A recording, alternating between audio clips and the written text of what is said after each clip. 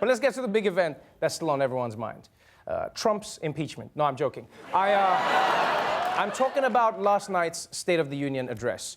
The totally objective reviews are in, and it was officially the most bestest. I thought it was probably by far the best speech he ever gave. What stood out to you? I mean, you gave the president's speech an A+, right? Oh, I did. So, I thought the inspiring tone, Yes, just it the was way he inspiring. delivered the speech from start to finish. I think the big story is America, America, America this morning. Do you know how many times the word America was used How many in that times? speech? 82 times. That's fantastic. That's fantastic. They say that as if America gets a royalty check every time someone says her name. They say it like Obama never referred to America by name. Like he was like, the United States of, you know who I'm talking about. And by the way, if you get mad when people say Donald Trump is like a little child, then maybe you shouldn't grade his speeches on a kindergarten chalkboard. These people are like, my president is not a child. That's why I'm giving his speech a gold star and a rocket ship because he's a cool cat. But the group of people who truly loved last night's speech the most, all coincidentally had the last name Trump. Eric Trump, who was in the building at the time with the families at the time, joins us. He's executive vice president of the Donald Trump Organization. According to reports, you are the son of Donald Trump, the president of the United States. Last I checked. You are. Wait, what?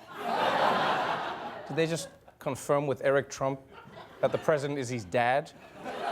I wonder if Eric goes on Fox and Friends, because if they say that he's Trump's son, then Trump will have to believe it. It's like, well, if Fox said it, it must be true, I guess. Anyway, the Trump family loved the speech, specifically how moving it was, literally.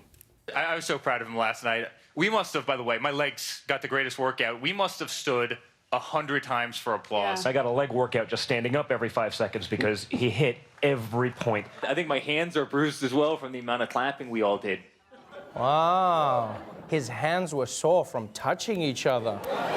That's how you know somebody grew up rich. Those kids probably had their own clapping butler. I like what happened there, Jeeves. Show my enthusiasm. Show it some more, Jeeves. Like, I'll be honest with you, I don't get this emphasis on standing and clapping. It was so amazing. We clapped for all the things we wanted to hear. Republicans make it sound like they didn't have a choice to stand up and clap. Like it was their first boner. Oh my God, what's happening to my hands? Why is my body doing this? But it's not surprising that the Republicans stood up 100 times. Trump said 100 things that they wanted to hear. He boasted about tax cuts, he threatened Iran and North Korea, and he outlined his new immigration plan, which is that America should only welcome people whose names sound like IKEA furniture. Like, of course, Republicans would like that. But Republicans weren't just happy about what Trump said. They were also mad about Democrats being unhappy.